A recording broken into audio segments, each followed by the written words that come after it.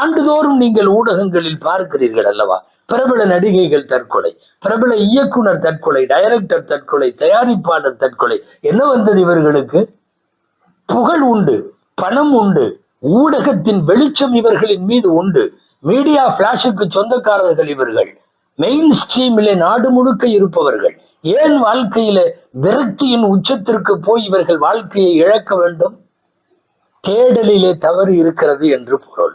உண்மைதான். அந்த தேடல் தவறுதான் கொண்டு போய் தற்கொலையிலே நிறுத்துகிறது. நாம் தற்கொலை செய்பவர்களின் பட்டியலை உலகத்தில் விலாவரியாக பார்க்கலாம். கடனால் தற்கொலை செய்து கொள்ளுகிற நபர்கள், குடும்ப பிரச்சனைகளால் தற்கொலை செய்து கொள்ளுகிற நபர்கள், காதல் தோல்வியால் தற்கொலை செய்து கொள்ளுகிற நபர்கள், பரீட்சையில் ஃபெயில் ஆகிவிட்டேன் என்று சொல்லி கல்வியில ஏற்பட்ட பின்னடைவுகளால் தற்கொலை செய்து கொள்ளுகிறவர்கள், மானபங்கப்படுத்தப்பட்டவர்கள் இனி எப்படி வாழுவது என்று அதற்கு வழி தெரியாமல் அல்லது வழியை நோக்கி நகராமல் தற்கொலை செய்து கொள்ளக்கூடியவர்கள், பல்வேறு பெருநோய்களால் பாதிக்கப்பட்டு அந்த நோய்களோடு வாழ்க்கை பயணம் செய்ய முடியாமல் நோயின் நேரத்தில் தங்களின் வாழ்வை முறித்துக் கொள்ளக்கூடியவர்கள் எல்லாம் இருப்பதை பார்க்கிறோம். தற்கொலைகளில் இது பல்வேறு ரகம். அதிலும் பார்ப்பதற்கு ஆள் இல்லாமல் பரிவு காட்ட பக்கத்திலே யாரும் இல்லாத போது இப்போதெல்லாம் பல்வேறு நாடுகளில் மருத்துவமனைகளிலேயே சட்டப்பூர்வமாக என்ன செய்கிறார்கள் தெரியுமா?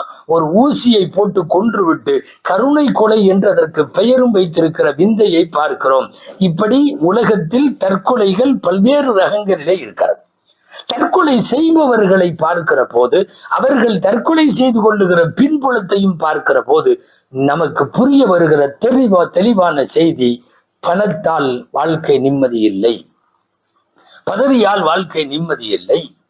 உங்களுக்கு தெரியும், சென்னையில பிரபல இதய அறுவை சிகிச்சை நோய் அந்த நிபுணர், எக்கச்சக்கமான பைபாஸ் சர்ஜரிகள் செய்தவர், 10வது மாடியில இருந்து அபார்ட்மெண்ட்ல இருந்து கீழே விழுந்து தற்கொலை செய்து கொள்ளுகிறார். அவர் மூலம் இதய அறுவை சிகிச்சை செய்து உயிர் பிழைத்தவர்கள் ஆயிரக்கணக்கான பேர்.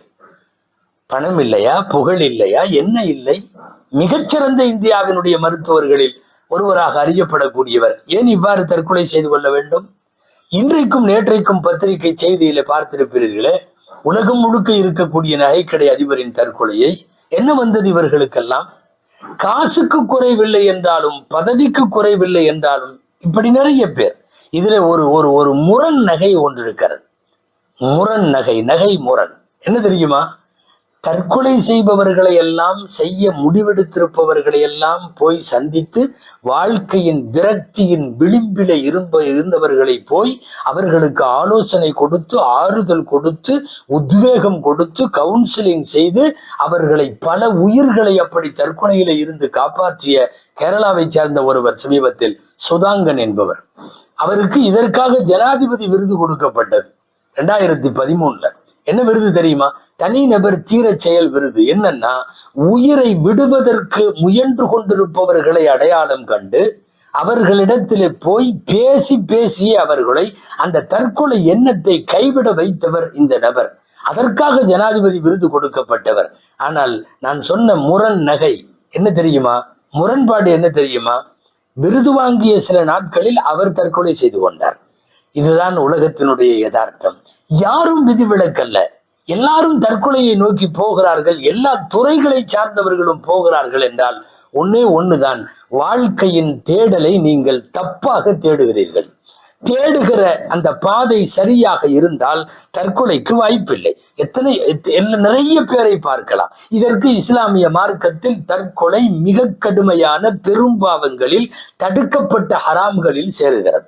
எந்த அளவிற்கு என்றால், ஹஜ்ரத் இப்னு அப்பாஸ் ரலியல்லாஹு அன்ஹு திருக்குர்ஆன் விரிவுரையாளர்களின் தலைவர் என்று அறியப்பட்டவர்கள், நிரந்தர நரகம் கூட தற்கொலைக்காரர்களுக்கு உண்டு என்கிற கருத்திலே பல்லாண்டு காலம் அதை சொல்லிக் கொண்டிருந்தவர்கள். இப்படியும் இருக்கிறது அறிவிப்புகள். வாழ்வின் பிற்பகுதியில் அவர்கள் இந்த கருத்திலே இருந்து வாபஸ் ஆகி, இல்லை, தற்கொலை செய்து கொண்டவனாக இருந்தாலும் அவன் முஸ்லிமாக இருக்கிற பட்சத்தில் அவன் இறுதி சொர்க்கம்தான் என்கிற கருத்துக்கு வந்ததாகவும் அறிவிப்புகள் உண்டு. ஏன் இன்றைக்கு வரையும் கூட தற்கொலையை கண்டிக்கிற இந்த மார்க்கத்தினுடைய ஃபிக்ஹ் என்கிற உட்பிரிவு சட்டங்களில், மார்க்க சட்டங்களில் இப்படியும் கூட கருத்து வேறுபாடு உண்டு. ஒரு தற்கொலை செய்து கொண்டவன் ஒரு ஊரில் அவனுடைய இறுதி பிரேத ஜனாசா தொழுகையை நடத்தலாமா தொழ வைக்கலாமா வேண்டாமா என்பதிலே கூட அறிஞர்களிடத்திலே கருத்து வேறுபாடு. தொழ வைப்பது என்று இருந்தாலும் கருத்து வேறுபாடு உண்டு என்று சொல்ல வருகிறேன். அன்பானவர்களே, இப்படி தற்கொலைக்கு எதிராக இஸ்லாம் நிறைய சொல்லி இருக்கிறது. இருப்பினும் சமீப காலங்களில் ஒரு 7 லட்சம் என்றிருந்தது 70 லட்சம் என்றாகி இன்றைக்கு கோடிகளில் ஒவ்வொரு ஆண்டும் தற்கொலை செய்து கொள்ளக்கூடியவர்களின் எண்ணிக்கை தொடுவதாக வேர்ல்டு ஹெல்த் ஆர்கனைசேஷன் தெரிவிக்கிற புள்ளி விவரங்களை பார்க்கிற போது எதனால் இப்படி தற்கொலை?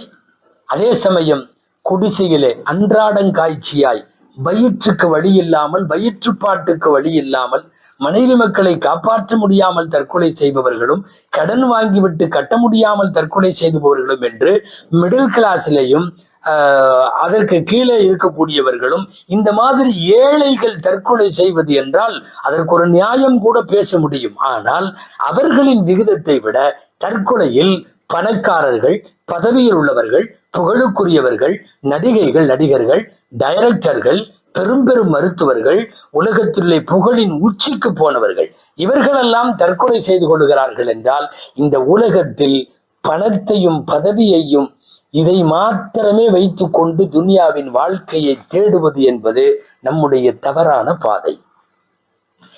முடிவுக்கு வருவோம் அன்பானவர்களே.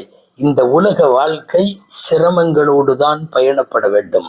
சிரமம் இல்லாமல் துன்யா இல்லை. துன்யா சிரமங்களின் கூடாரம். அவரவர் தகுதிக்கேற்பவும், துறைகளுக்கேற்பவும், நிலைகளுக்கேற்பவும் சிரமங்கள் கூடலாம், குறையலாம்.